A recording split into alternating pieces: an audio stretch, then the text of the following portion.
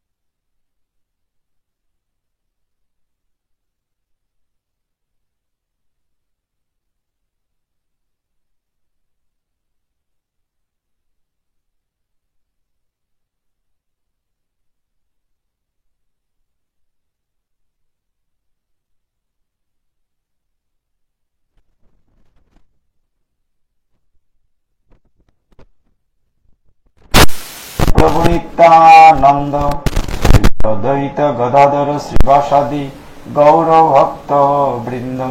হরে কৃষ্ণ কৃষ্ণ কৃষ্ণ হরে হরে, হরে রাম রাম রাম হরে হরে। হরি অন্তঃসত্ত্ব। তো আজকের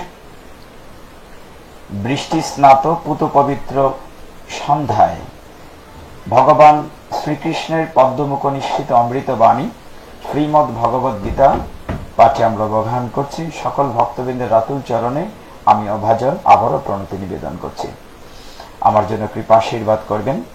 যে দেখুন, গীতা নিয়ে আমরা নিয়মিত কথা বলছি, কিন্তু অভিষ্ট লক্ষ্যে আমরা অনেকে পৌঁছাতে পারছি না। কেন? কারণ গীতায় যা লিখেছেন বা যা বলেছেন ভগবান, আমরা অনেকে জানি কিন্তু মানি না।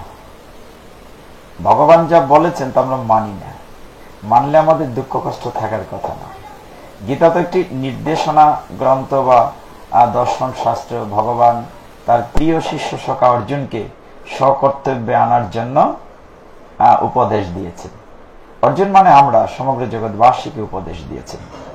কখন দিয়েছেন? একটি যুদ্ধক্ষেত্রে। তার মানে আমরা যে সংসার নামক যুদ্ধক্ষেত্রে আছি, পৃথিবীর এখন যে বর্তমান পরিস্থিতি বাংলাদেশ সহ, এখানে আমরা কি করে একটা বিশাল যুদ্ধের ভিতরে আছি। এখানে আমরা কি করে বাঁচবো, সুন্দর মতো শান্তিতে থাকবো। সারা দেশে কোথাও না কোথাও সমস্যা হচ্ছে প্রতিদিন। যেহেতু প্রোগ্রামটি লাইভে যাচ্ছে, সব কথা বলা যাবে না। তো এত কিছুর ভেতর দিয়ে ভগবান কখন আমাদেরকে রক্ষা করবেন?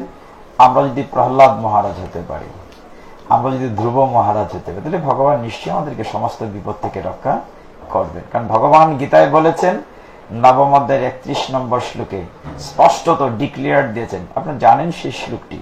ভগবান তার প্রিয় শিষ্য সখা অর্জুনকে বলেছেন যে আমি বলবো না, তুমি আমার হয়ে সমগ্র জগৎবাসীকে ঘোষণা করে দাও। যে কি ঘোষণা করতে ভগবান বলেছেন?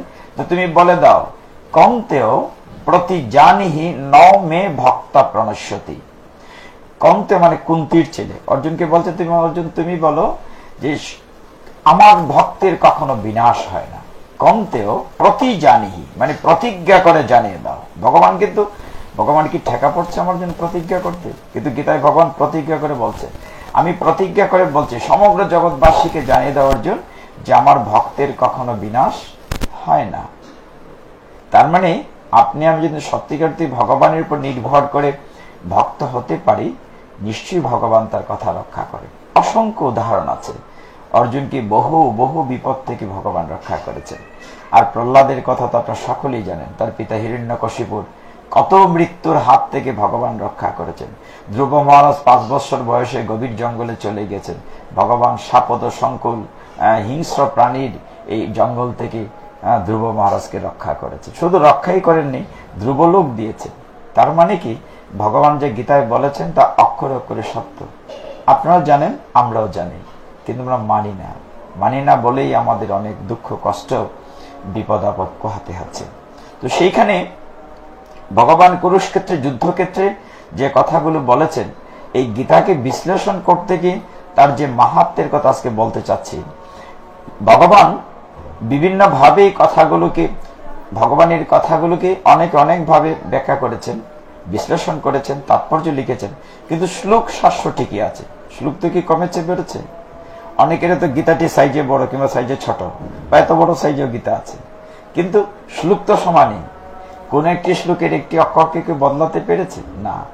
আমাদের যতগুলো পুরাণ এবং যতগুলো সনাতন শাস্ত্র আছে, মাত্র 2টা শাস্ত্রের সামনে শ্রীমত লেখা আছে। কোন 2টা শাস্ত্র? একটা হচ্ছে গীতা, শ্রীমদ ভগবত গীতা, আরেকটি হচ্ছে শ্রীমদ ভাগবতম। দেখেন, অনেকগুলো বই আছে, অনেকগুলো পুরাণ আছে, কেবলমাত্র 2টার সামনে শ্রীমত আছে।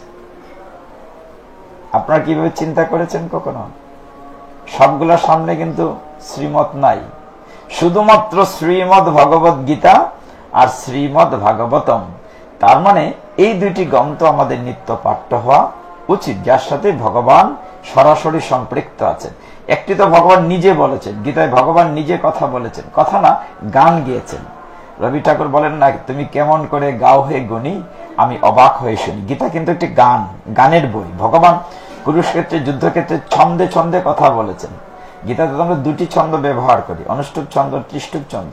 কিছু কিছু শ্লোক আছে 32 অক্ষর 2 লাইন, কিছু কিছু শ্লোক আছে 4 লাইন 44 অক্ষরের।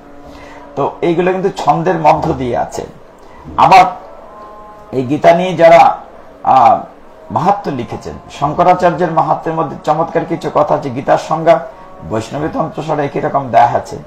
জিজ্ঞাসা করা হয়েছিল গীতা কি, কাকে গীতা বলে? উত্তর বলেছিলেন যে গীতা সুগীতা কর্তব্য কিমন্বয়ী শাস্ত্র বিস্তরই, যা স্বয়ং পদ্মনাভস্য মুখ পদ্মাৎ বিনিসৃতা। মানে গীতা হচ্ছে এমন একটি গ্রন্থ যা স্বয়ং পদ্মনাভ ভগবানের মুখ পদ্ম থেকে বহিঃপ্রকাশ হয়েছে, সেটা হচ্ছে গীতা। এখন এই গীতাটি বেলা আরেকটি মাহাত্ম্য শঙ্করাচার্য সুন্দর বলেছেন। আমরা যখন গঙ্গাতে যাই, বিভিন্ন তীর্থস্থানে যাই, নিজেকে পাপ মুক্ত করার জন্য যাই না, লাঙ্গল বন যাই, পন তীর্থে যাই, বিভিন্ন জায়গায় যাই। আমরা কয়দিন আগে গিয়ে আসলাম নরোত্তম দাস ঠাকুর মহাশয়ের বাড়িতে, কেতুরিধাম গিয়েছিলাম, আপনারা অনেকেই গিয়েছেন হয়তো। তো সেখানে পদ্মাতে স্নান করা হলো।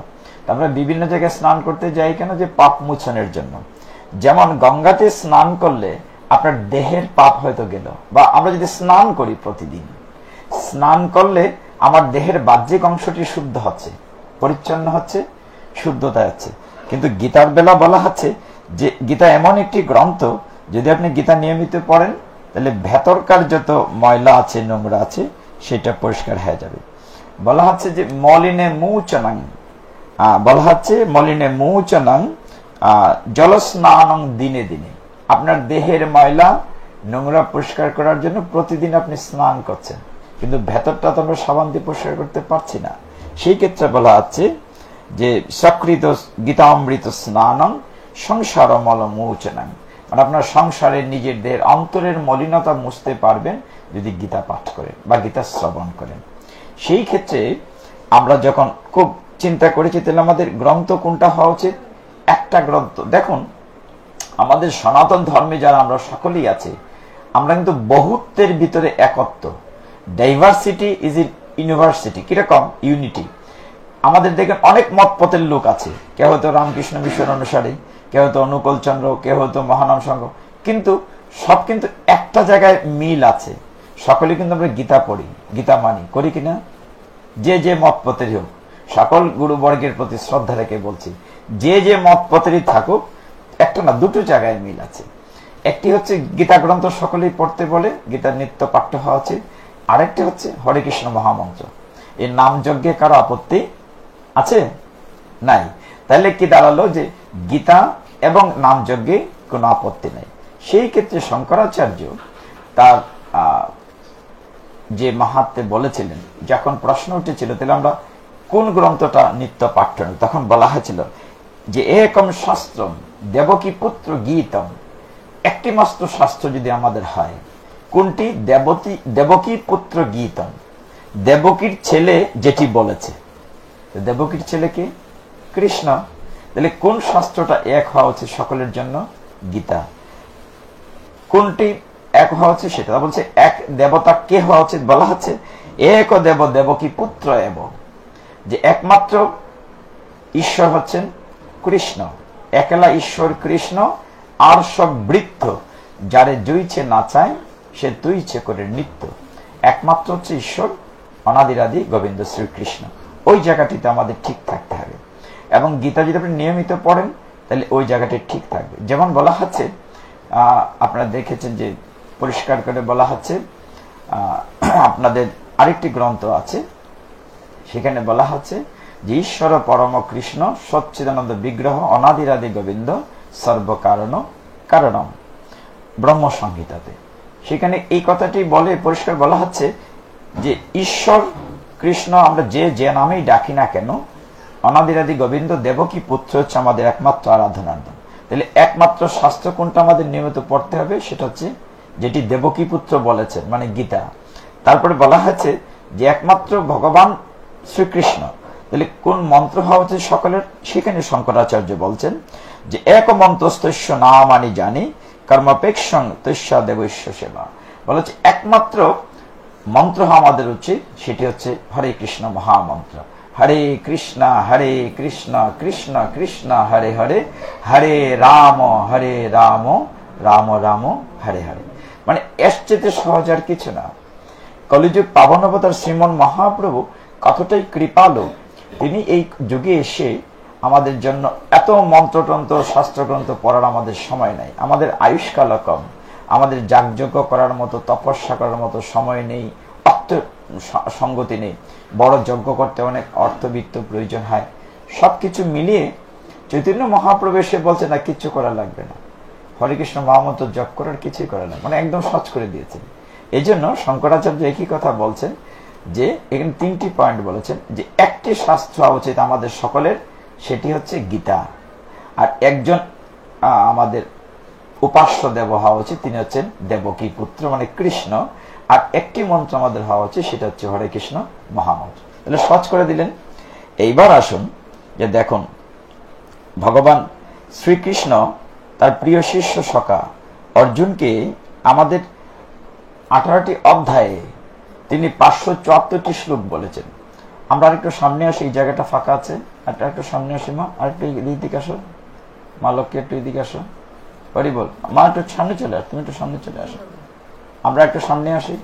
অনেক জায়গা আছে, এদের রুমে মানে সুবিধা আছে, বেশ বড় রুম জায়গাটি।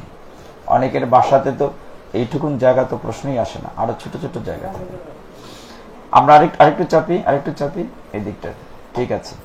তো ভগবান এই শ্রীমদ্ ভগবত গীতায় যে 574টি শ্লোক বলেছেন, ভগবানের কথা সহ অর্জুনের এবং সঞ্জয় সকলের কথাগুলোকে একত্রে গীতে আমরা গীতাকে 3টা ভাগে ভাগ করি। একটি হচ্ছে কর্ম শতক, একটি জ্ঞান শতক, আর একটি ভক্তি শতক, 3টা ভাগে ভাগ করি। এখন ভগবান প্রথম দিকে বলছেন যে তুমি কর্ম করো আমাকে পেয়ে যাবে, তারপরে বলেছেন না তুমি জ্ঞান, হ্যাঁ যেটা সত্য নিষ্কাম ইত্যাদি ইত্যাদি, তারপরে শেষে গিয়ে বলছে না কিছুই করা লাগবে না, ভক্তি করলে আমাকে পাবে, সহজ করে দিয়েছেন। এই কথাটা ভগবান আগেও তো বলতে পারতেন, কিন্তু ভগবান কি আগে বলেছেন? বলেন নাই, ভগবান শেষে গিয়ে বলেছেন। শেষে গিয়ে কেন বলেছেন? এটার কারণ আছে যে আমাদের মন বড় চঞ্চল, আমরা মন এক জায়গায় করতে পারি না। যেমন এখানে বসে আছেন আপনারা, আমরা সকলেই, কিন্তু মনটিকে সকলের এক জায়গায় আছে? এখানে আছে সকলের? নাই নাই। বাড়ির কথা, ঘরের কথা, রান্নাঘরের কথা, ওনার কথা, উনির কথা, কত কিছু মনে হচ্ছে। ঠিক ওই কারণেই আমরা স্থিতপ্রজ্ঞ হতে পারি না। ভগবান বলছে না তোমাকে স্থিতপ্রজ্ঞ হতে হবে, মানে একবারে কনসেন্ট্রেটেড। তো কনসেন্ট্রেশন হতে গেলে কি করতে হবে? ভগবানের কথা মন দিয়ে শুনতে হবে, শোনাটাই সবচেয়ে গুরুত্বপূর্ণ।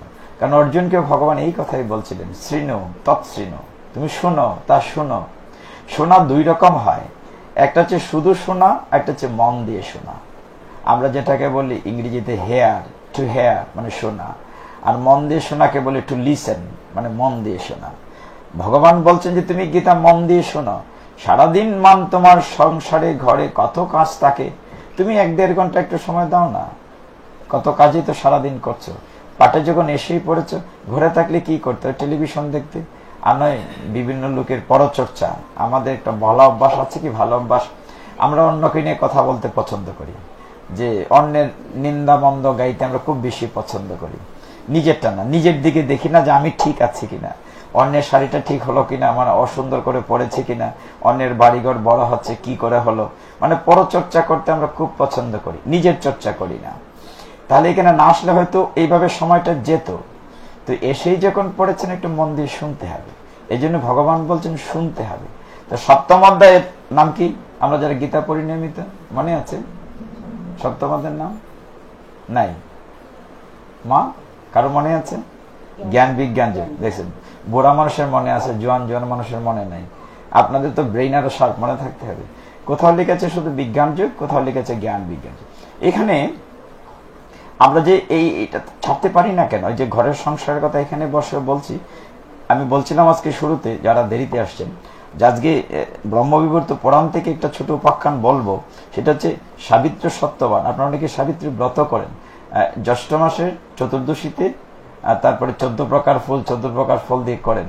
কিন্তু তার ব্যাকগ্রাউন্ডটা ডিটেলস আজকে বলবো। এখানে দেখেন সকলেই মাথা জেরেই শ্রবণ করতে এসছেন। এরকম ঘোরা পরিবেশ ছাড়া এই কথাগুলো আমরা বলি না। খোলা 2 রকম পাঠ হয়, একটা হচ্ছে একেবারে নিজের মানুষ সব এখানে আমরা ঘরের ভিতরে, আরেকটা হয় আমরা যখন পাঠে উৎসবে বড় জায়গায় করি তখনকার একরকম। তো আগামী শুক্রবার যাব নবীগঞ্জ, সেখানে বড় একটা আসর হবে, 1000 লোক থাকবে, 1000। ও সেখানে আমার বিল্লমঙ্গল আসবেন, পাঠক বিল্লমঙ্গল এই কোথায়, সাতক্ষীরাই তো, সেখানে আসবেন উনি রাত্রে আর আমার দিনে, সন্ধ্যার ওনার আগ পর্যন্ত।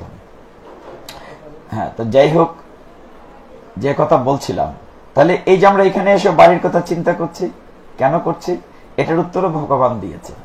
এই জন্য 7ম অধ্যায় খুলে দেখেন 14 নম্বর শ্লোকে ভগবান বলছেন, দৈবী হিয়েষা গুণময়ী মম মায়া দূরত্বয়া।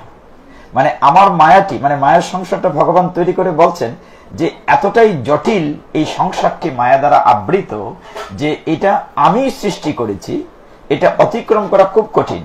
মানে এখানে বসে বাড়ির কথা মনে হচ্ছে, ছেলের কথা, মেয়ের কথা মনে হচ্ছে, কেন আমরা একটু ভগবানের কথা মনে রাখতে পারি না?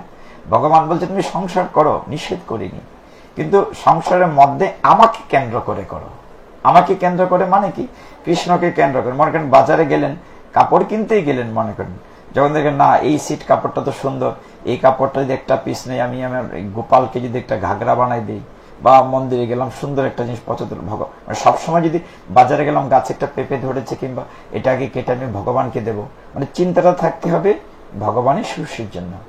কেননা আপনি আমি সকলেই মাতৃগর্ভে প্রতিজ্ঞা করেই পৃথিবীতে এসছি। কি বলেন যেন নামেতে বলেন না, কৃষ্ণ ভজিবার তরে সংসারেতে আইন। পরেরটা বলবো না, কৃষ্ণ ভজিবার তরে সংসারেতে আইন। আপনি কিন্তু কথা দিয়ে এসেছিলেন, যখন মাতৃগর্ভে ভগবানের সাথে 7ম মাসে দেখা হয়েছিল, তখন কিন্তু বলেছিলেন আমাকে কষ্টের অন্ধকার থেকে বের করে দাও, বের করে দাও। কথা দিচ্ছি পৃথিবীতে গিয়ে আমি তোমার ভজনা করব। কিন্তু আসার পরে কি হয়েছে, মিছে মায়ায় বদ্ধ হয়ে বৃক্ষ সম হইল। তো মিছে মায়া, এই কথাটি 7ম অধ্যায়ে বলছেন। ভগবান বলছেন দৈবী হিয়েষা গুণময়ী মম মায়া দূরত্বয়া, যে আমার মায়াটা এত দৈবী, মানে খুব অলৌকিক, এটা অতিক্রম করা কঠিন। কিন্তু ওই শ্লোকের 2য় লাইনে ভগবান বলেছেন অতিক্রম করা সোজা। সেটা কি করে সম্ভব বলছেন, মাম এব যে প্রপদ্যন্তে মায়া মেতাম তরন্তিতে। আমার কাছে যে প্রপদ্যন্তে মানে আত্মসমর্পণ, সারেন্ডার। ভগবান বলছেন মাম এব, আমার কাছে যে আত্মসমর্পণ করে আমি তার মায়ার বাঁধন কেটে দেই। আপনারা বলতে পারেন যে সন্তানের প্রতি মায়া মমতা, হ্যাঁ মায়া থাকবে, না থাকবে আপনার কর্তব্য, মোহ থাকবে না। আপনার সন্তান সন্ততি, স্ত্রী পুত্র পরিজন কেউ আপনাকে শেষের দিন সহযোগিতা করবে না। আপনার পথ আপনাকেই পাড়ি দিতে হবে। স্ত্রী পুত্র পরিজনের প্রতি আপনার কর্তব্য আছে, মা হিসাবে, বাবা হিসাবে। কিন্তু আহারে আমার ছেলেটা খাইল নি, আহারে ঘুমাইল নি, এটা ভাবলে হবে না। কেউ আপনার না, কেউ না, সবাই যার যার চিন্তায় থাকবে। এখানে ভগবান বলছেন যে আমার কাছে যদি আত্মসমর্পণ করে তাহলে আমি তার মায়ার বাঁধন কেটে দিই। তাহলে সবাইকে আত্মসমর্পণ করে। দেখেন এই অধ্যায়টিতে ধাপে ধাপে কতগুলো শ্লোক আছে। 14 পরে 15 শ্লোকে ভগবান বলছেন না, সকলে আমার কাছে আত্মসমর্পণ করেন। আমরা কি করি? সবাই করি না। কোনো ভালো কাজ হলে বলি সেটা আমি করেছি, বলি কিনা? জোর গলা বলে দেখো দেখো এই কাজটা আমি করেছি। আর খারাপ কিছু, হায় হায় ভগবান এটা করতে পারলে, খারাপ হলে ভগবান করেছে, দোষ দিলাম ভগবানের উপরে। ভগবান তোর কথা বলে না, উনি তো প্রতি উত্তর করছেন না, দোষ দিল ভগবানের কাছে। ভগবান যে না, 4 প্রকার লোক আমার কাছে আত্মসমর্পণ করে না। 7ম অধ্যায় 15 নম্বর শ্লোকে, 14 পরে 15 ভগবান কি বলছেন? নমাম দুষ্কৃতি নমোরাহ প্রপদ্যন্তে নরদমাহ মায়া অপরিত জ্ঞানাম আসুরাম ভাবম আশ্রিতাহ। ভগবান বলছেন যে 4 প্রকার লোক আমার কাছে আত্মসমর্পণ করে না। 1 হচ্ছে দুষ্কৃতিকারী, 2 হচ্ছে মোরা মানে মূর্খ, 3 হচ্ছে যার ভাবটা অসুরের মতো, 4 হচ্ছে যার জ্ঞানটি মায়া দ্বারা অপহৃত হয়েছে। এইরকম লোক এই সমাজে এখনো আছে, আছে কিনা? অসুরের মতো, হ্যাঁ, মূর্খের মতো আছে। তো ভগবান বলছেন এরকম 4 প্রকার লোক আমার কাছে আত্মসমর্পণ করে না। এখন আমরা যখন জানলাম গীতা থেকে এই কথাটি, তাহলে আমরা কি 4 জনের ভিতরে থাকতে চাইবো না থাকা উচিত? এখানে যতজনই আছেন কাউকে যদি জিজ্ঞাসা করে এই তুমি একটা মূর্খ, রাগ করবে কিনা? কেউ কি মূর্খ হতে চায় না? সবাই মনে করে আমার মতো জ্ঞানী বোধহয় কেউ নাই, ঠিক না? একদম যদি বকলম পাশও থাকে সেও বলবো যে আমার মতো জ্ঞানী বোধহয় কেউ নাই। মূর্খে কেউ মানবো দিদি? কেউ মানত না। তার মানে আমরা সকলে জ্ঞানী হতে চাই। ভগবান এটাই বলছেন। দেখুন 16 নম্বর শ্লোকে এসে ভগবান বলছেন এই অধ্যায়ে যে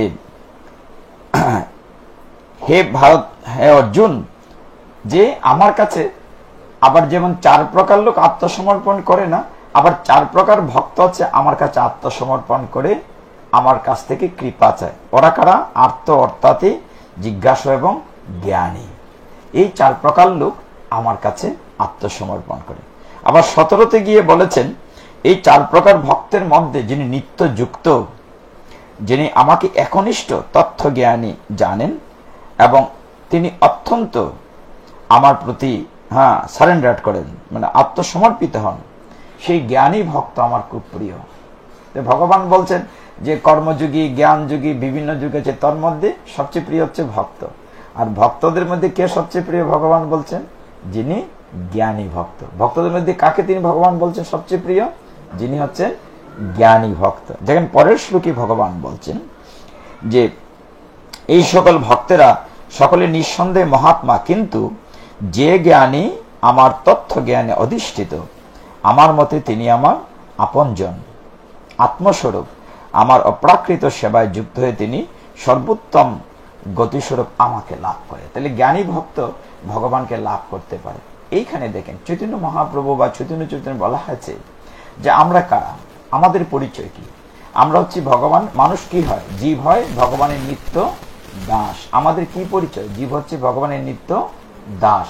এখন আমরা যদি ভগবানের নিত্য দাস হই, দাস মানে সার্ভেন্ট, তাহলে আমাদের কি করণীয়?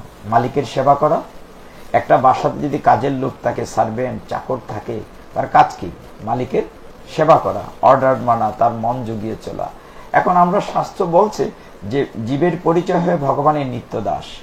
এটা মুখেই বললাম, হৃদয়ে দিয়ে মানলাম না। ভগবানের নিত্য দাস রূপে তার সেবা করলাম না, তাহলে প্রতারণা করলাম কিনা ভগবানের সাথে? শাস্ত্রের সাথে প্রতারণা করলাম। যে দেখুন, আপনি যদি সবসময় ভগবানকে সংসারে কেন্দ্র রেখে কাজ করেন, আপনি এত সুখ আপনি কল্পনা করতে পারবেন না। তার ছোট্ট একটি উদাহরণ হচ্ছে গীতা পাঠ। আপনার সারাদিন কত ব্যস্ততায় থাকছেন, সংসারে কাজ, কত যায় ঝামেলা, কত কিছু আছে, কিন্তু যতক্ষণ সময় আপনি গীতা ভাগবত পাঠে থাকেন ততক্ষণ কিন্তু ওইগুলো মনে হয়, ঝামেলার কথা মনে হয়? মনে হয় না। যতক্ষণ আপনি মন দিয়ে এখানে আছেন তখন আমরা আনন্দে আছেন, মানে ভগবানের সাথে। এই যে আমরা মন্দিরে থাকি, আপনাদের বুঝাতে পারবো না আমরা কত আনন্দে আছি। সর্বক্ষণে কৃষ্ণ নিয়ে আছি আমরা, সবসময় ভগবানের কাজ। মানে আমরা তো বাসাতে বা দিদিমণি যারা চাকরি করেন, বা আমিও তো সরকারি চাকরি করেছি দীর্ঘদিন, আমরা বলি না এটা তার ডিউটি, যেটা তার ডিউটি বলি, কিন্তু মন্দিরে ডিউটি বলা হয় না, বলা হয় সেবা। তোমার কি সেবা? বলে আমার সেবা হচ্ছে বাসন মাজা। যে তোমার কি সেবা? গরুর গোবর ফেলেন। তোমার কি সেবা? মন্দির ঝাড়ু দেওয়া। তোমার কি সেবা? ফুল বাগানে জল দেওয়া। এভাবে সেবা বন্টন করা আছে। সারা বৎসরের জন্য, সারা মাসের জন্য প্রত্যেক মাসের 1 তারিখ একটা মিটিং হয়, এটাকে বলে ইষ্টগোষ্ঠী। এই মিটিংয়ে সারা মাসের রুটিন ভাগ করা, এর নোটিশে টানিয়ে দেওয়া হয়। এত ডিসিপ্লিন এবং এত টাইম মেনটেন করা হয় ইসকন মন্দিরে, কান্তি মাঝে। আমরা যত রাত্রেই ঘুমাই, আমাদেরকে ঘুম থেকে 3:30টায় উঠতেই হবে, এটা শীতের রাত্র হোক আর গরমের রাত্রে। আমার চাইতে বড় বড় মানুষ, আপনার চাইতে বয়স্ক মহিলাও আছে, লাঠি বোর্ড দিয়ে আছে, আমরা দরজার সামনে দিয়ে আওয়াজ পাই, টক টক করে আমার আগে চলে যাচ্ছে। মানে কার আগে কে? শিব ঠাকুরকে জাগাই পেলে 4:15, ভগবানকে জাগানো 4:30। কার আগে কে? মঙ্গল আরতি। মঙ্গল আরতির সময় তো ভগবান সাক্ষাৎ দেখা দেন, জীবন্ত ভগবান, শরীর লুম কাটা দেয়। আপনারা যদি দেখেন, মঙ্গল আরতি যান কিনা, গিয়েছেন কিনা আমি জানি না, আপনারা মঙ্গল আরতিতে মন্দিরের সমস্ত রুমটা অন্ধকার থাকে, আর শুধুমাত্র ভগবানের বিগ্রহের উপর আলো থাকে। মানে এরকম আপনার যে পোশাকটা দিনে গিয়ে দেখেন ওই পোশাক না, তখন অন্যরকম পোশাক পরানো হয়, পোশাক 2 বার চেঞ্জ করা হয়। এবং প্রতিদিন মন্দিরে যে মাত্রায় ভগবানের সেবা করা হয়, যে শুদ্ধতার সাথে টাইম মেনটেন করে, প্রতিদিন কাঁচা ফুলের মালা দেওয়া হয় জগন্নাথের মন্দিরে, ইসকন মন্দিরে। সব মন্দিরে কি প্রতিদিন কাঁচা ফুলের মালা দেওয়া হয় হবিগঞ্জে? একটু কল্পনা করে দেখুন। এবং একটা দুটা না, প্রতিদিন না হলেও 20-25টা মালা লাগে।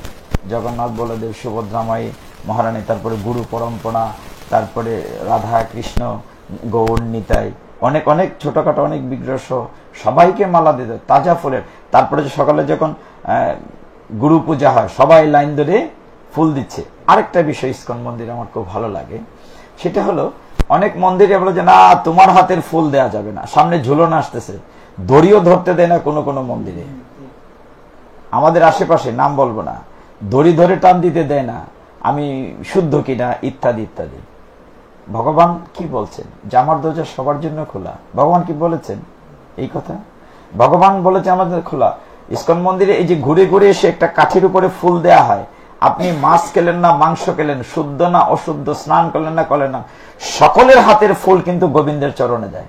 আপনারা খেয়াল করেন এটা। সকালবেলা যখন আমরা 7:30টায় দর্শনারতির পরে ঘুরে ঘুরে গুরু পূজাতে যখন ফুল দিচ্ছি, এই ফুলগুলা কিন্তু কৃষ্ণের চরণে দেয়া হচ্ছে, আপনার হাতে ফুল দেয়া হচ্ছে।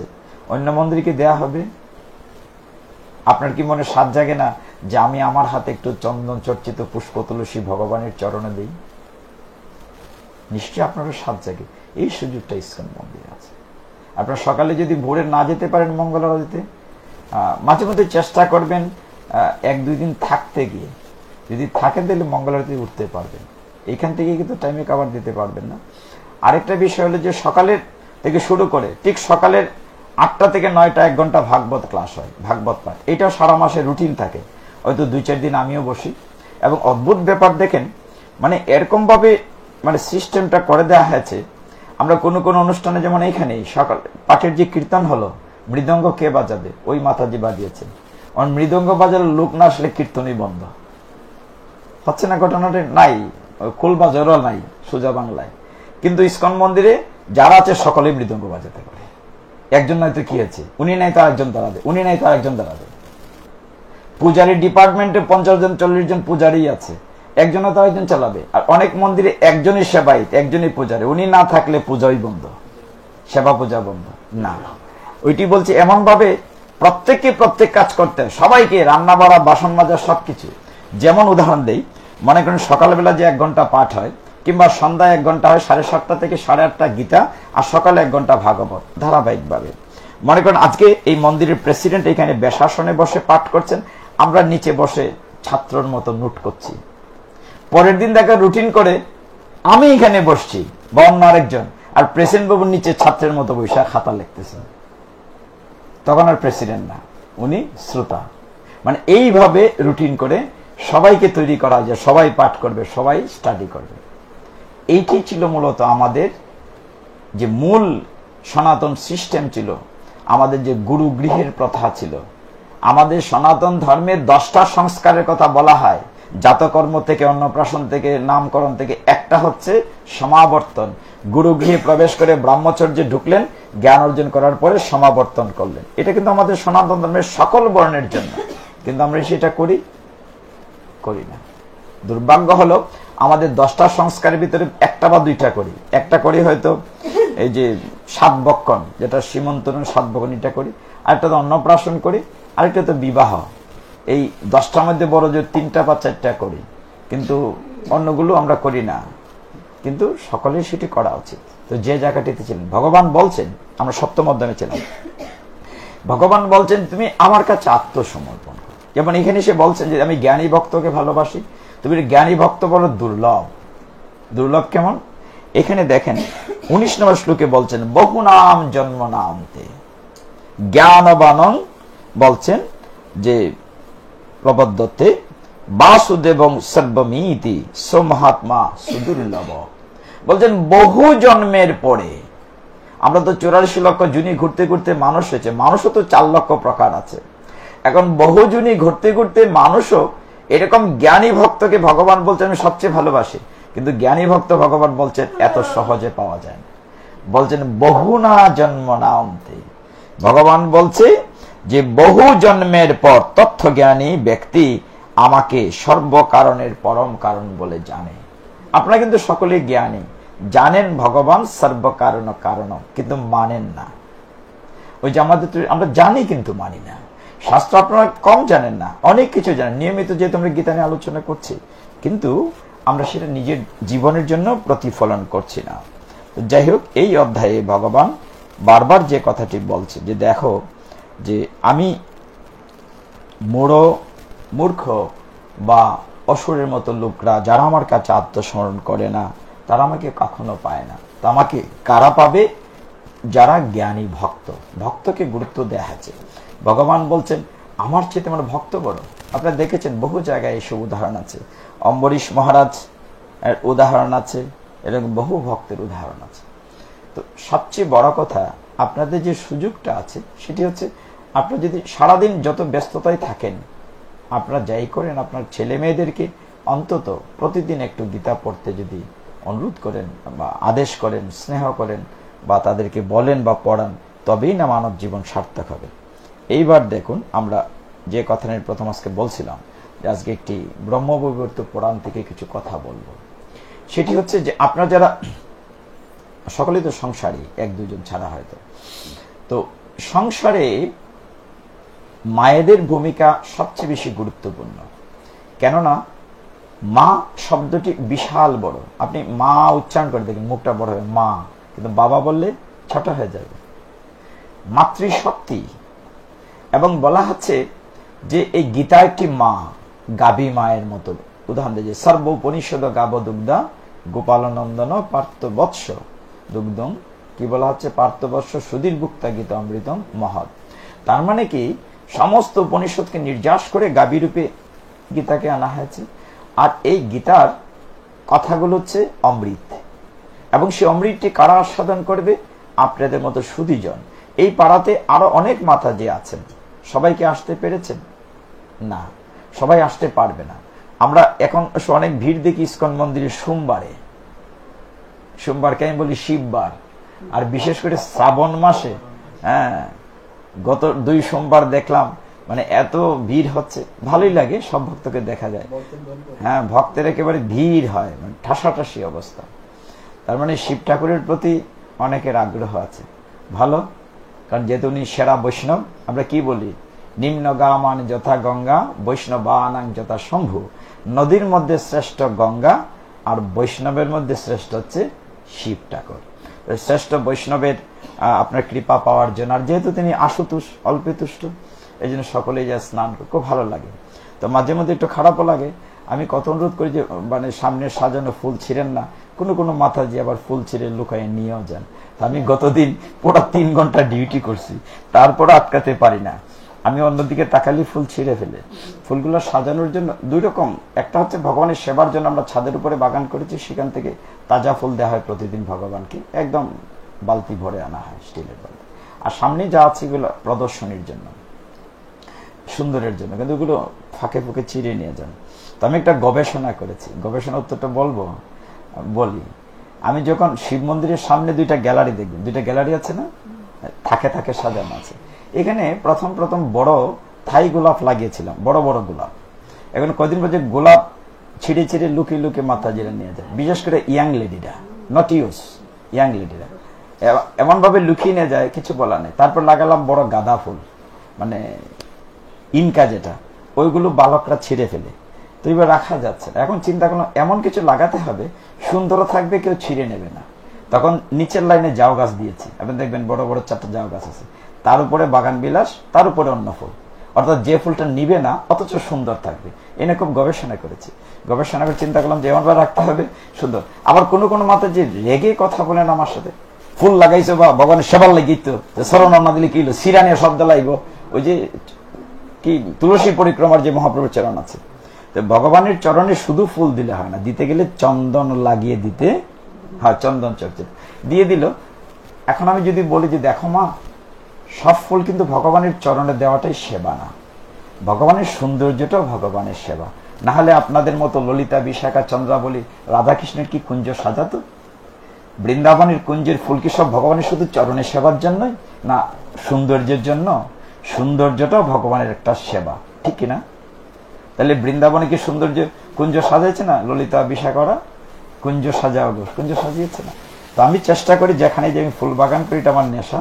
আপনারা দেখেছেন ইস্কন মন্দিরে যেদিকে তাকাবেন ফুল, এই বর্ষার সিজন ফুল কম থাকে, তবে দেখেন প্রচুর ফুল আছে। তো যাই হোক, আমি যে কথাটা বলছিলাম যে প্রতি সোমবারে বিশেষ করে আপনাদের অনেক কিছু দেখা হয়, তো এই যে সবকিছু মায়েরা করছে, যদি সেইখানেও দেখেন মায়েদের সংখ্যা বেশি। তো এক মায়ের কথা বলবো, সেটি হচ্ছে সাবিত্রীর কথা আজকে বলবো। আমাদের 18টি পুরাণের মধ্যে একটি প্রধান পুরাণ হচ্ছে মহাপুরাণ ব্রহ্মবৈবর্ত পুরাণ, নাম শুনেছেন? আমি বহুদিন বলেছি এটার নাম, ব্রহ্মবৈবর্ত পুরাণ। সেই পুরাণে একটি কাহিনী আছে।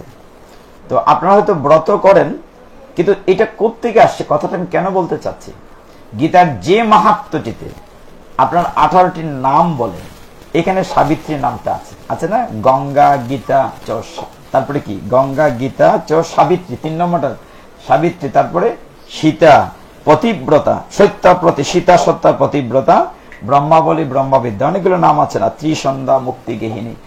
অদ্ভুত ব্যাপার কি জানেন, যে এই 18টি নাম যে আছে, গুজ্জ নাম গীতার, সবটাই কিন্তু মা, মানে ফিমেল নাম, কোথাও কি পুরুষের নাম আছে? তা আপনারা এত শক্তিমান, এত শক্তি দেয়নি, কারণ আপনারা পিছনে থাকলে আপনারা সামনে থাকবেন। যে গীতার এই 18টি নাম আমরা গীতা পাঠের পরে বলি, কিন্তু আপনাদের নামই নেই।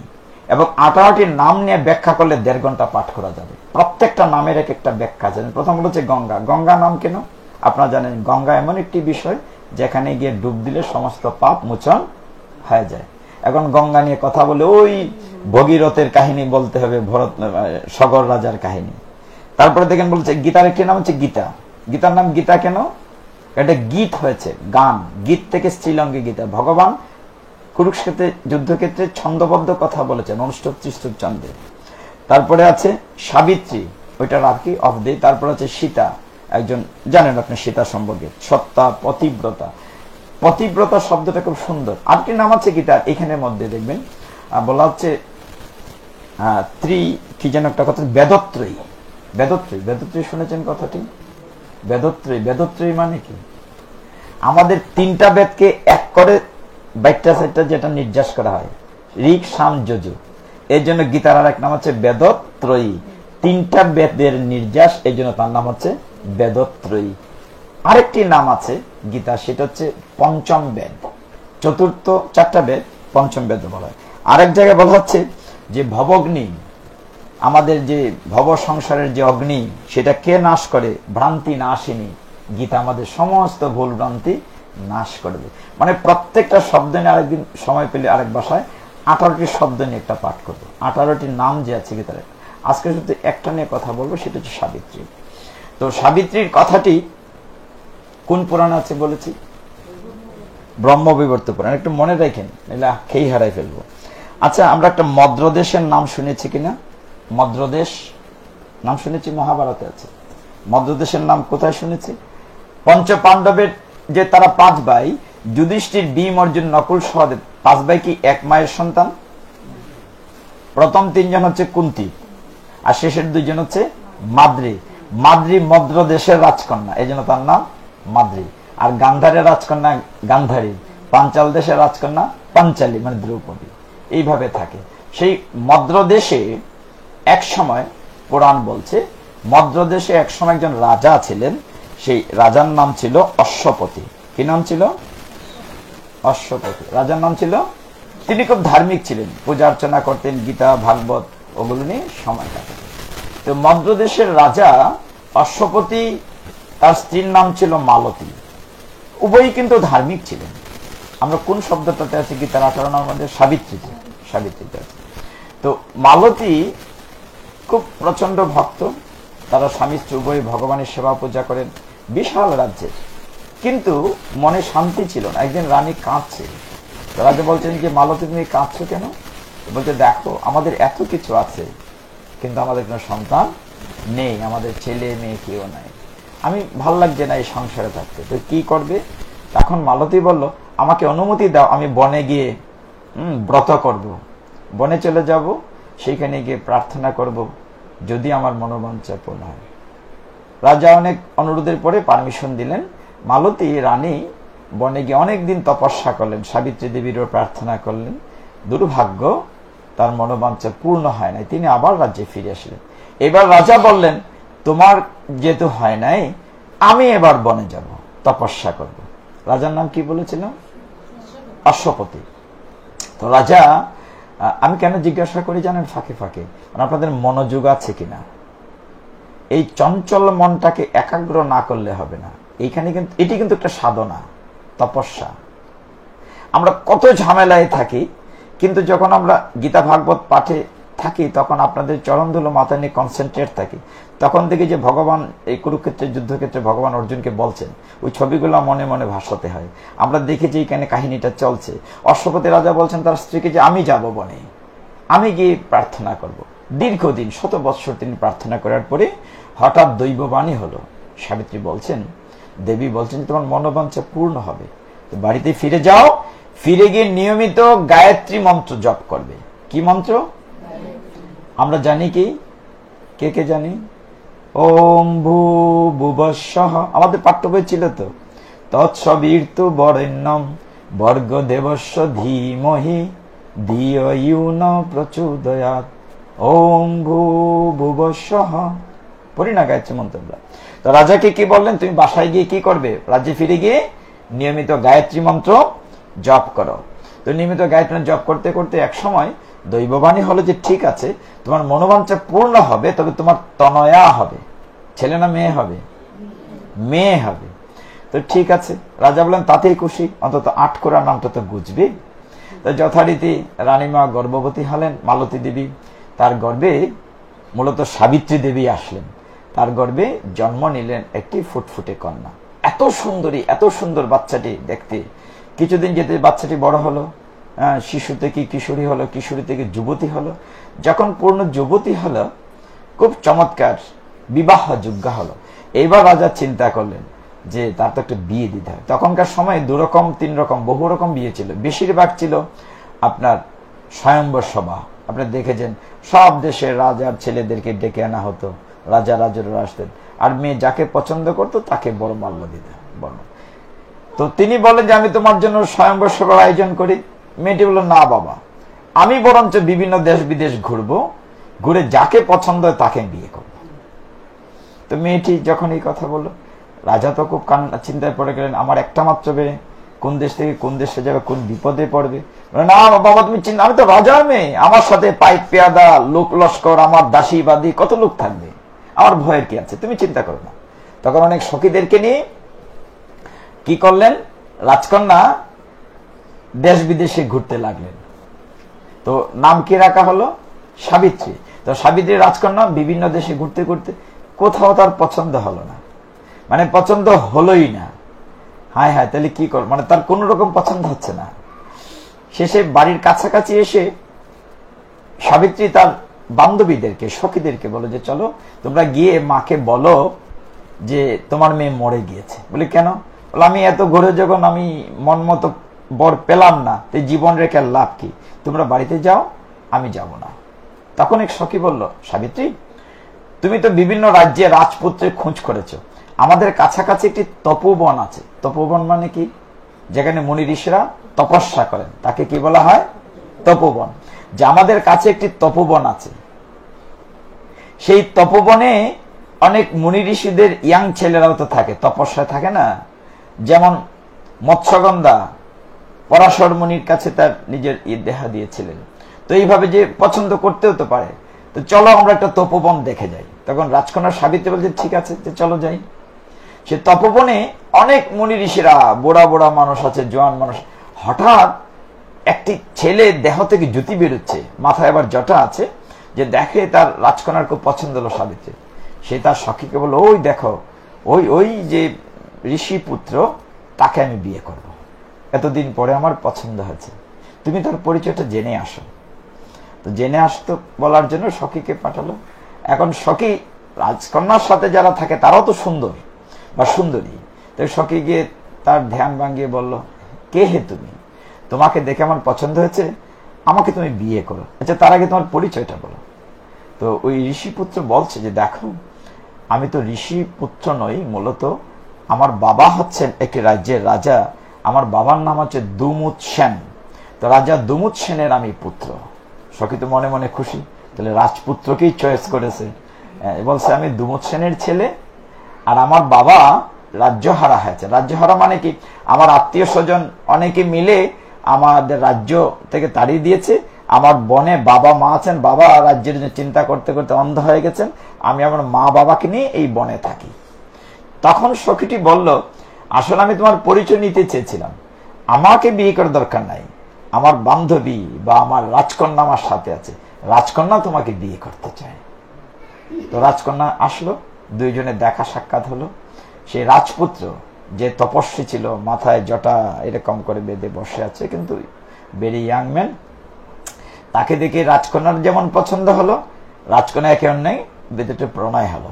তো রাজকন্যা বলে, ঠিক আছে, আমি বাড়িতে ফিরে যাচ্ছি, যথাসময়ে খবর করো। এখন রাজকন্যা বাড়িতে আসলো, এসে তার কোনো কাজে আর মন বসে না, বারবার ওই ছেলের কথা মনে হয়, মন বসে না, খাওয়া দাওয়া প্রায় ছেড়ে দিয়েছে। তো রাজমাতা মালতী বলছে, কি হলো রাজকন্যার, মানে কি হয়েছে সাবিত্রী? সখীরা বলল, তোমরা তো জানো না, আমরা যখন তপোবনে গিয়েছিলাম, দুমৎস সেন রাজার পুত্রের সাথে প্রণয় হয়েছে, তার সাথে বিয়ে দিয়ে দাও। তখন রানীমা রাজা অশ্বপতিকে বললেন সবকিছু। রাজা অশ্বপতি খুশি হলেন, তাহলে ঠিক আছে, তিনি ঢাকঢোল পিটিয়ে বিয়ের ব্যবস্থা করবেন। এমন সময় রাজবাড়িতে এলেন কে? নারদমণি। কে এলেন? নারদমণি। নারায়ণ নারায়ণ, এটা আওয়াজ পেলে তো বুঝছেন কে আইছে, নারায়ণ। তো নারদমণিকে পেয়ে রাজা কিন্তু অনেক খুশি, পাদপক্ষায়ন করলেন। তার মেয়ের বিয়ের আয়োজন চলছে, মেয়েকে ডাকলেন, আশীর্বাদ করতে বললেন নারদমণিকে। নারদমণি বললেন, হ্যাঁ, কার সাথে বিয়ে ঠিক করেছেন? বলে, ওই দুমুৎস সেন রাজার ছেলে, তপোবনে আছে। নারদমণি বলেন, আপনার মেয়ের খুব ভাগ্য ভালো, খুব ভালো একটা জায়গায় বিয়ে ঠিক করেছে, কিন্তু সুখের মধ্যে একটা দুঃখের সংবাদ আছে। বলবো দুঃখের সংবাদ? এটা শুনে তো রাজার স্ত্রী, মায়ের মন, কি হয়েছে, আমার মেয়ের কি হয়েছে? বলে, মেয়েকে বলা যাবে না। তখন মেয়ে বললেন, আমার সামনেই বলেন, আমাকে শোনাবেন। বলল, বিয়ে হবে যে ছেলের সাথে, ওই ছেলের নাম সত্যবান। কি নাম? সত্যবান। এবং ওর আয়ু আছে মাত্র বিয়ের পরে 1 বছর। কতদিন আয়ু আছে? 1 বছর। এখন তুমি ভেবে দেখো, তোমার মেয়েকে ওই ছেলের সাথে, সত্যবানের সাথে বিয়ে দেবে কিনা? রাজা তো দিবে না, মা কি দিবে, বাবা কি দিবে? জেনে শুনে কদিন পরে মেয়েটা বিধবা হয়ে যাবে। কিন্তু মেয়ে সাবিত্রী বলছে, না, আমি সত্যবানকে বিয়ে করব, আমার ভাগ্যে যা আছে, আমি ওকে মন স্থির করে ফেলেছি। তো কি আর করা? যথারীতি রাজা অনেক পালকি টালকি নিয়ে অনেক জিনিসপত্র, মানে বিয়ের আয়োজনটা ঢাকঢোল পিটিয়ে ওই তপোবনে গেলেন। গিয়ে রাজাকে ডাকলেন, দুমুৎস সেনকে ডেকে বলেন, হে রাজন, অন্ধ হয়ে গেছে যে তোমার ছেলেকে আমার মেয়ে সাবিত্রী পছন্দ করেছে, তোমার ছেলের নাম সত্যবান আর আমার মেয়ের নাম সাবিত্রী, আমি তোমার ছেলের কাছে আমি মেয়েকে দিতে চাই। তখন রাজা বলেন যে দেখেন, আপনি তো অনেক বড় রাজা, আর আমি তো এখন কিছু নাই, রাজ্যহারা, আমি তো বনে থাকি, আর এখানে থাকলে রাজকন্যার কষ্ট হবে, যে কিনা সোনার চামচ দিয়ে খেয়েছে, ওর কষ্ট হবে না? বনে থাকবে কোথায়? বলে না, আমার মেয়ে খুব পছন্দ, এখানেই হবে। যাই হোক, সবশেষে কি আর করা, ওই সত্যবানের সাথে সাবিত্রীর বিয়ে হলো। বাবা তার সাথে বিয়ে দিয়ে চলে গেলেন। কিন্তু মেয়েটি এতই সুলক্ষণা ছিলেন, সাবিত্রী দেবী, তিনি শ্বশুরের সেবা শুশ্রূষা এমন ভাবে করছেন, শ্বশুর শাশুড়ির। শুধু তাই না, ওই বনে আরো যারা ঋষিরা ছিল, তপস্যা করছিলেন, সকলের সেবা করে মানে সকলের মন জুগিয়ে ফেলেছে সাবিত্রী।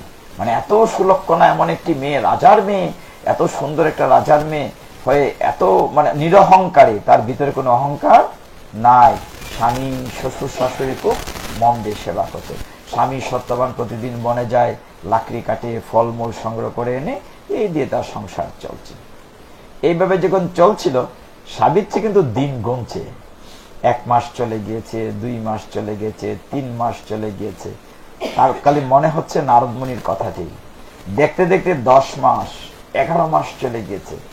সে তো এখন দিন গুনছে। 11 মাসের পরে তখন মাস গুনছে না, দিন গুনছে। মানে 30 দিন, 29 দিন, 28 দিন, 27 দিন, 26 দিন, 25 দিন, 24 দিন, 23 দিন, 22, 21, 20, 19, 18, 17, 16, মানে কাউন্টডাউন হচ্ছে। কমতে কমতে একেবারে যখন 2-3 দিন চলে আসছে, তখন সাবিত্রী চিন্তা করেছে, নারদমুনির কথা যদি সত্যিই হয়, তা আমার স্বামী তো 2-1 দিন পরে ইহজগৎ ছেড়ে চলে যাবে। খুব তপস্বিনী কিন্তু সাবিত্রী।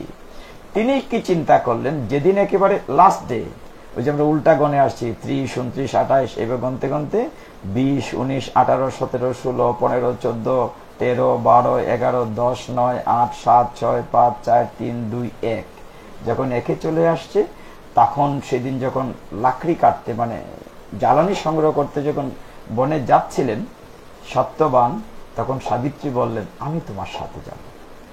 সাবিত্রী কি বললেন? আমি তোমার।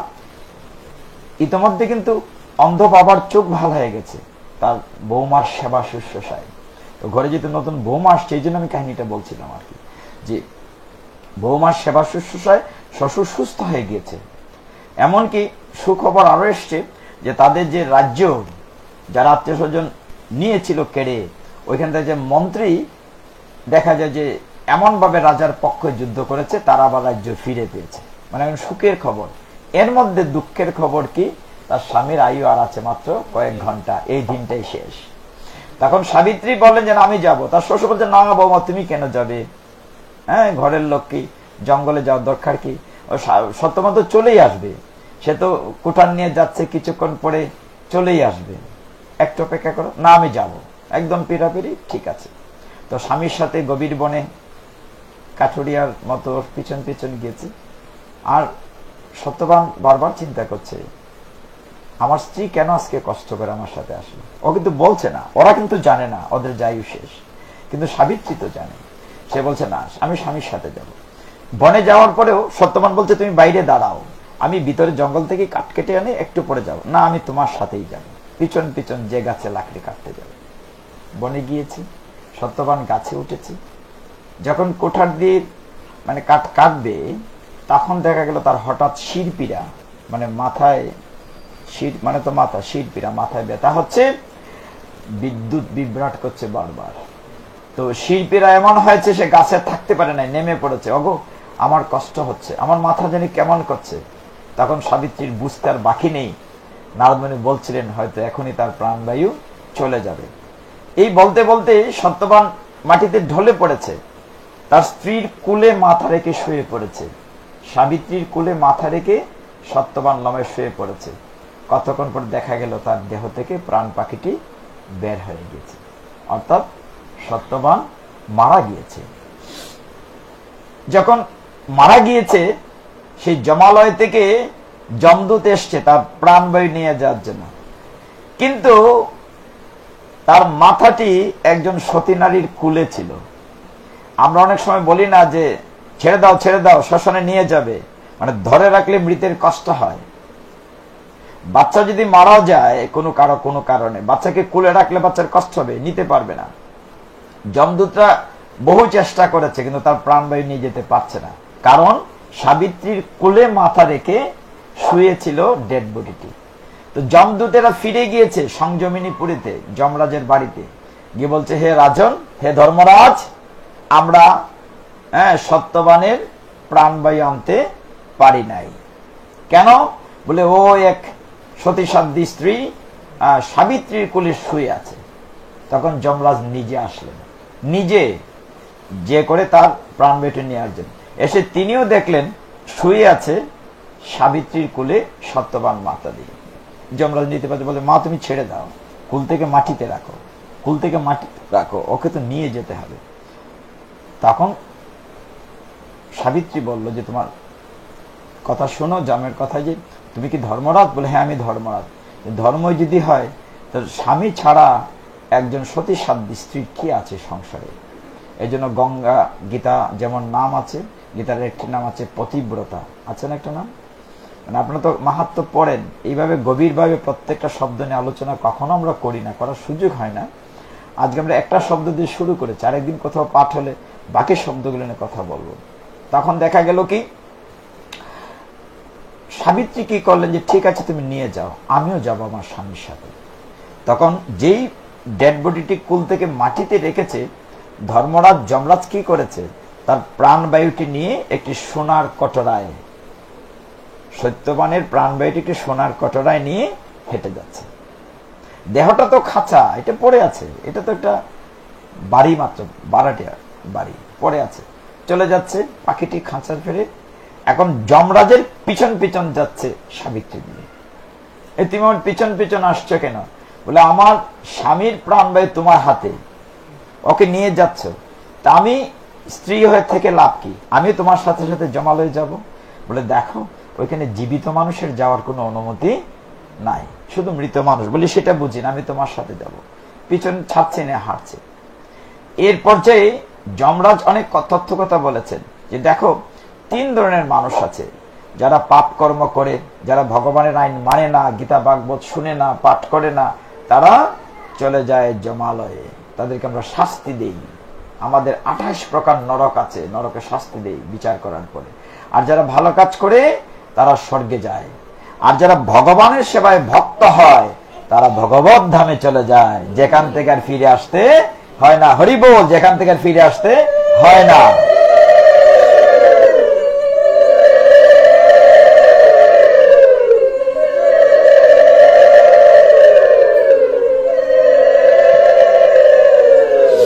এখন আমরা কোনটা চাইব?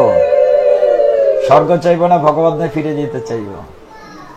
যেখানে গেলে আর জন্ম মৃত্যুর চক্রে ফিরে আসতে হবে না। তখন সাবিত্রী বলছে এইগুলো শুনলাম, কিন্তু সাবিত্রীর সাথে যমের এখানে অনেক কাহিনী আছে, মানে তর্কাতর্কি হচ্ছে। তর্ক বলতে জ্ঞানের তর্ক, মানে যমে প্রশ্ন করছে, সাবিত্রী উত্তর দিচ্ছে, সাবিত্রী প্রশ্ন করছে, যমে উত্তর। তাহলে আমাদের যে যে আত্মতত্ত্ব জ্ঞান দ্বিতীয় অধ্যায়, এরকম অনেক কথা হচ্ছে। এক পর্যায়ে যমরাজ দেখলেন এই নাছরবান্দা মহিলা আমার পিছন ছাড়ছেই না, তুমি ফিরে যাও, ফিরে যাও। বলছেন ফিরে যাব না, আমার স্বামীকে ছাড়া ফিরে যাবে না। ঠিক আছে, তুমি এই জমালয়ে আসতে পারবে না, স্বামীর জীবন পাবে না, তুমি অন্য যে কোনো বর চাও আমি দিয়ে দেব। এইবার সাবিত্রী বলেন ঠিক আছে। যমরাজ কেন বলেন, যে তোমার বুদ্ধিমত্তায়, তুমি যে এত ট্যালেন্ট, মানে তোমার যে শাস্ত্র সম্পর্কে তো জ্ঞান সাবিত্রী, তোমার জ্ঞানের কাছে আমি হেরে গিয়েছি। তোমার মতো একজন জ্ঞানীকে পেয়ে আমার ভালো লেগেছে, তোমার জ্ঞান তর্কে খুশি হয়ে আমি তোমাকে বর দিতে চাচ্ছি, তুমি বর চাও। তখন সাবিত্রী ঠিক আছে, কি আর বর চাবো, আমার শ্বশুর চোখে দেখে না, ওর চোখটা ভালো করে দাও। বলে ঠিক আছে দিলাম। আমার বাবার তো সন্তান না, একমাত্র আমি ছিলাম, আমি তো চলে যাচ্ছি জমালয়ে, আমার বাবার যেন 100 পুত্র হয়, ছেলে পুত্র। বলেন তথাস্ত। অনেক কথা বলে বলে আমি যেন স্বামী সুহাকে বলে তথাস্ত, আমার জন্য 100 পুত্র হয়, জাম বলে তথাস্ত, মানে আমার জন্য 100 পুত্র হয়। যমরাজ কি বলছে? তথাস্ত। কতক্ষণ পরে যমরাজ যাচ্ছে, বলে তাহলে আমার স্বামীকে দিয়ে দাও। বলে স্বামীকে তো নিয়ে যাচ্ছি। তুমি যে বর দিলে আমার 100 পুত্র হবে, স্বামী ছাড়া 100 পুত্র কি করে হবে? এইবার তো যমরাজ আটকা পড়েছে, যে তুমি যে বর চেয়ে নিলে আমার কাছ থেকে, মানে এত কথা বলেছে, অনেক বর চেয়েছে, যে যেন লাখো বৎসর স্বামী সুহাগিনী হই, আমার জন্য 100 পুত্র হয়। যমরাজ বললেন তথাস্ত। তা বলছে তুমি যাচ্ছ না কেন, সব বর তো পেয়েছে। বললেন আমি যাবো কি করে? তুমি যে বর দিয়েছ আমি শতপুত্রের মা হব, এখন আমার স্বামী ছাড়া শতপুত্রের মা কি করে হব? কোথায় আটকেছি? এমন জায়গায় আটকে যমরাজ তখন বাধ্য হয়ে বলেন, ঠিক আছে, আমি তোমার স্বামীর জীবন, এই প্রাণবায়ুটা আবার তার দেহে দিয়ে তোমার স্বামী সত্যবানের জীবনটি আমি ফিরিয়ে দিলাম। যমের হাত থেকে যে তার মৃত স্বামীর জীবন ফিরিয়ে নিয়ে আসে সেই হচ্ছে সাবিত্রী। এইটি একটি গীতার একটি নাম। এবং কেন গীতা পাঠ করা দরকার বলেন? আপনি তো গীতা পাঠ করেন, গীতা পাঠ করে এই মাহাত্ম্য বলেন, মুখস্থ বলেন, গঙ্গা, গীতা, সীতা, সাবিত্রী, সত্য বলেন, সবকিছুই বলেন, কিন্তু ওর ভিতরে যে এত এত কাহিনী আছে, কেন গীতার এই গুজ্জ নাম 18টি দেয়া আছে, খুব তত্ত্ববহুল। তখন যমরাজ যখন তার জীবন ফিরিয়ে দিলেন, তখন সাবিত্রী মহা আনন্দে, আর তো বাবা মা জানেন যে তার মেয়ের জামাই মারা যাবে, রাজ্যে যখন ফিরে গেল সবাই মহা খুশি হয়ে তারপর থেকে আইন করে দেয়া হলো যে স্বামীর আয়ু বৃদ্ধি করার জন্য, স্বামী সন্তানের সোহাগিনী হওয়ার জন্য, পতিব্রতা রমণী হওয়ার জন্য বিবাহিতা রমণীরা জ্যৈষ্ঠ মাসের চতুর্দশী তিথিতে যেন সাবিত্রী ব্রত করে। সেই থেকে সাবিত্রী ব্রত প্রচলিত। কেউ কেউ করেন, কেউ কেউ করেন না, সেটা ভিন্ন ব্যাপার। কিন্তু সাবিত্রী এমন একটি কাহিনী ব্রহ্মবিবর্ত পুরাণে, এই কাহিনীর শেষে বলা হয়েছে যারা বিবাহিতা রমণীরা যারা এই কাহিনীটি শ্রবণ করবেন তাদের স্বামীর আয়ু বৃদ্ধি হবে, এবং এই ব্রত কথাটি যারা স্মরণ করবেন, সাবিত্রী সত্যবানের কাহিনীটি পড়বেন, শুনবেন, তাদের এই সংসারটি তার মতো সুখময় হবে। কাজেই আজকে আমরা আলোচনা এখানে রাখবো। তো আপনারা যারা জানেন, যারা শুনেছেন, এটা মন দিয়ে শুনেছেন, খুশি হলাম। আর গীতা নিয়মিত পড়বেন, আপনার গীতা নিয়মিত পড়বেন, মন বুঝে পড়বেন, অর্থ বুঝে পড়বেন না, বুঝার দরকার নাই, পড়তে থাকেন, পড়তে পড়তে এমনি বুঝলেন। ভুল হোক, ভুল বলতে বলতে শুদ্ধ হয়ে যাবে। আমরা আজকে যে জায়গায় বসে পাঠ করছি, যে কথা বলছি, আজকে থেকে 2 বছর আগেও আমরা যে কথা জানতাম না এখন আমরা জানি। মানে প্রতি মুহূর্তে আমরা পড়াশোনা করছি। আর আমি তো নিজেকে এখনো ছাত্র মনে করি। প্রতিদিন 2-3 ঘন্টা পড়াশোনা না করে আমরা ঘুমাই না, পড়তে হয়, প্রচুর পড়াশোনা করতে হয়। আপনি কল্পনা করতে পারবেন না যে পাঠ কীর্তনের জন্য কত পড়াশোনা করতে হবে, প্রচুর পড়াশোনা করতে। না পড়লে জানবো কি করে, আর না জানলে আপনাদেরকে জানাবো কি করে? কাজে জানতে হবে। আমার অনুরোধ যেটা বলে আমরা শেষ করি সব সময়, আপনার মায়েরা, আপনাদের যারা সন্তান আছে গৃহে, তারা স্কুল কলেজে যায়, প্রত্যেকের ঘরে একটা ঠাকুর ঘর আছে, ছোট হোক বা বড় হোক, কুষ্টি আছে। তো আপনার ছেলে মেয়ে যখন স্কুলে যাওয়ার জন্য তৈরি হবে, স্নান করার পরে বলবেন, বাবা মা তুমি ঠাকুরের সামনে গীতা থেকে 2টা শ্লোক পড়ো, বেশি দরকার নাই, বুঝার দরকার নাই, 2টা শ্লোক পড়ো। একটা সন্তান বা বাচ্চা যদি 2টা শ্লোক পড়ে 1 বছর লাগবে না, সমস্ত গীতা শেষ হয়ে যাবে। পড়ান, বাচ্চাদেরকে গীতামুখী করুন। আমাদের অস্তিত্বের প্রশ্ন, নিজেদের সনাতন ধর্মের টিকে থাকার জন্য হলেও আমাদের গীতা পড়তে হবে। খুব কঠিন সময় আমরা পার করছি, খুব বিপদের ভেতর দিয়ে আমরা যাচ্ছি। একমাত্র গীতা মা ছাড়া আমাদের রক্ষা করার, ভগবান কৃষ্ণ ছাড়া আমাদের রক্ষা করার কেউ নাই। যাই হোক, আমরা এখানে শেষ করছি, ভুল ত্রুটি ক্ষমা করবেন। চৈতন্য মহাপ্রভু যে নাম দিয়েছেন তা উচ্চারণ করে শেষ করব। হরে কৃষ্ণ কৃষ্ণ কৃষ্ণ হরে হরে, হরে রাম রাম রাম হরে হরে, হরে কৃষ্ণ কৃষ্ণ কৃষ্ণ হরে হরে, হরে রাম রাম রাম হরে হরে, হরে কৃষ্ণ কৃষ্ণ কৃষ্ণ হরে হরে, হরে রাম রাম রাম হরে হরে। হরেন তৎসৎ। আমার ভুল ত্রুটি ক্ষমা করবেন। ওম যদস্কর পরিভ্রষ্ট মাত্রাহীনং চ যদ ভবেৎ পূর্ণং ভবতু তৎসর্বং তৎপ্রসাদাৎ Janardan. Subscribe to our YouTube channel.